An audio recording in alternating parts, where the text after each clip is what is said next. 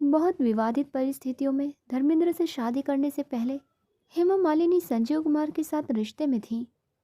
दोनों शादी के करीब भी आ गए थे, लेकिन हेमा मालिनी ने इसे इनकार कर दिया क्योंकि संजीव कुमार चाहते थे कि वो फिल्में छोड़कर गृहिणी बन जाए।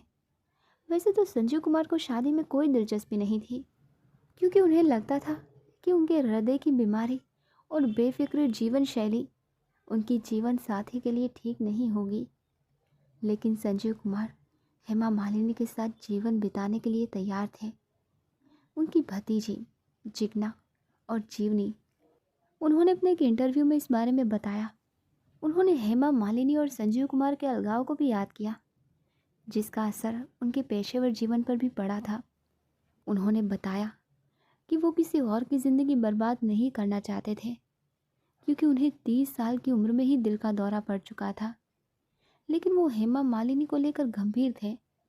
उन्होंने हेमा मालिनी की माँ से औपचारिक मुलाकात भी की थी, लेकिन उनकी माँ ने ये शर्त रखी थी कि शादी के बाद हेमा मालिनी काम करना बंद नहीं करेंगी, और संजीव कुमार इसके लिए तैयार नहीं थे। उन्हें एक गृहिणी चाहिए थी। इसी वजह से उनके रास्ते अलग हो गए। उस समय हेमा मालिनी अपने लोकप्रियता के चरम पर थी दोस्तों, और उनके मन में कहीं ना कहीं ये आशंका थी कि संजीव कुमार शायद अपना रुख बदल लेंगे, लेकिन उन्होंने ऐसा नहीं किया। दरअसल उन्होंने फिल्म शांत करने के लिए इनकार कर दिया, क्योंकि उसमें हेमा मालिनी भी थी।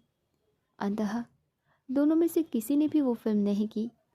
धर्मेंद्र अभिनीत फिल्म सीता और गीता में काम करते समय दोनों को एक दूसरे से प्यार हो गया।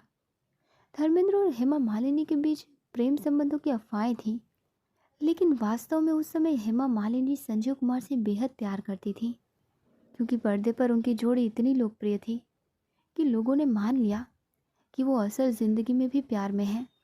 उन्होंने आगे बताया कि ब्रेकअप के बाद संजीव कुमार का दिल टूट गया था। उन्होंने आगे बताया कि संजीव कुमार ने फिल्म त्रिशूल इस शर्त पर रखी थी कि वो हेमा मालिनी के साथ स्क्रीन शेयर नहीं करेंगे। निर्देशक यश चोपड़ा ने उन्हें आश्वासन दिया था कि उन्हें स्क्रीन शेयर नहीं करनी पड़ेगी, सिवाय अंत के एक शॉट के जिसमें उनके बीच कोई संवाद नहीं होगा। संजीव कुमार शर्त पर सहमत हो गए। वो आगे बताते हैं कि उनके अलग होने का असर उस फिल्म पर पड़ा जो वो दोनों साथ में कर रहे थे, लेकिन इसका असर उस फिल्म पर भी पड़ा जिसमें हेमा मालिनी ने काम ही नहीं किया था। ये फिल्म अपने दुश्मन थी, जिसमें धर्मेंद्र थे, जिन्होंने संजीव कुमार के साथ एक ही फिल्म में कैमरे का सामना करने से इनकार कर दिया। इसलिए निर्देशक को उनके दृश्यों को अलग अलग शूट करना पड़ा। उन्होंने बताया कि साल 1985 में संजीव कुमार के अंतिम संस्कार में ना तो धर्मेंद्र और ना ही हेमा मालिनी आई थी। उन्होंने 1980 में शादी की, जब धर्मेंद्र पहले से ही अपनी पहली पत्नी प्रकाश कौर से विवाहित थे। विवादों के बीच हेमा मालिनी अपने बंगले में रहती रहीं, जबकि धर्मेंद्र अपने संयुक्त परिवार के साथ पास में ही रहते थे। अपने एक इंटरव्यू में धर्मेंद्र के सबसे छोटे बेटे यानी बॉबी देओल ने बताया कि वो वर्तमान में खंडाला में अपने पारिवारिक फार्म में प्रकाश कौर के साथ रह रहे हैं। धर्मेंद्र और प्रकाश कौर के 4 बच्चे थे, जिनमें बॉबी भी शामिल हैं, और धर्मेंद्र और हेमा मालिनी की 2 बेटियां थीं। हेमा मालिनी की जीवनी में डिम्पल कपाड़िया ने कहा कि उन्होंने कभी नहीं सोचा था कि धर्मेंद्र हेमा मालिनी से शादी करेंगे। वो कहती हैं, देखिए, मैं उन दिनों इतनी गुस्सैल स्वभाव की थी कि मैं उनकी छोटी छोटी समस्याओं को लेकर बहुत परेशान हो जाती थी। मैं उनसे कहती थी, ये आदमी यानी धर्मेंद्र तुमसे कभी शादी नहीं करेंगे। बेहतर होगा कि तुम कुछ और करो और इस बारे में मत सोचो। अगर उसने मेरी बात मान ली होती। हनीफ जावेरी और सुमन बत्रा ने अपनी किताब एन एक्टर्स एक्टर में लिखा है, संजीव कुमार और हेमा मालिनी एक दूसरे से हवा के साथ साथ गाने की शूटिंग के दौरान मिले थे, जिसमें उन्हें महाबलेश्वर की खूबसूरत सड़कों पर स्केटिंग करनी थी।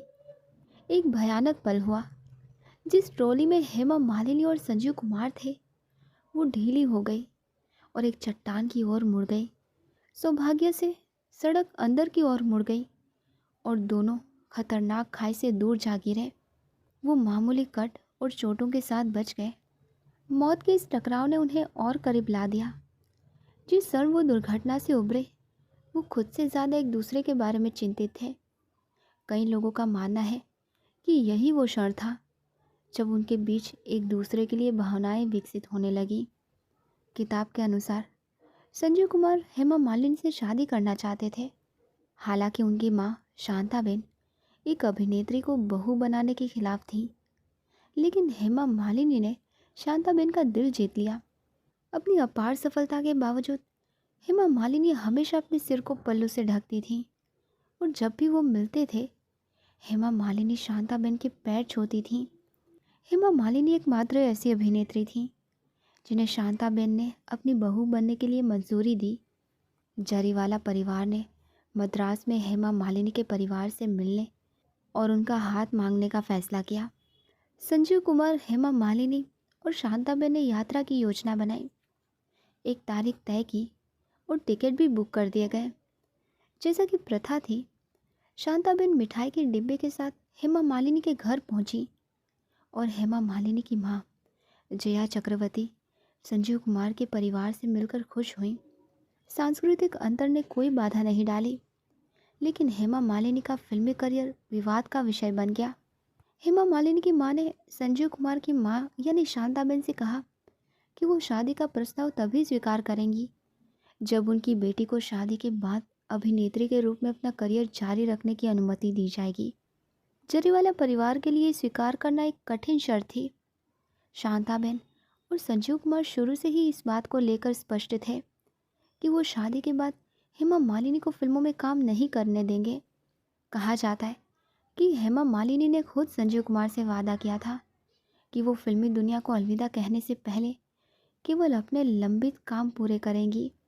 हेमा मालिनी अपनी मां के फैसले के पीछे की वजह समझती थी, क्योंकि वो अपने समय की सबसे ज़्यादा कमाई करने वाली अभिनेत्रियों में से एक थी। उन्हें उम्मीद थी कि संजीव कुमार आखिरकार मान जाएंगे और उन्हें अपना करियर आगे बढ़ाने देंगे। इस बीच संजीव कुमार को उम्मीद थी कि हेमा मालिनी अपनी मां को मना लेंगी। दोनों ही एक्टर्स ने समझौता नहीं किया और रिश्ता ख़त्म हो गया।